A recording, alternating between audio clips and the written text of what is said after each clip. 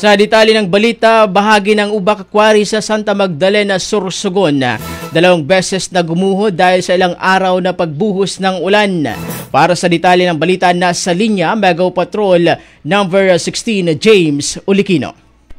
Bicol Network News Report!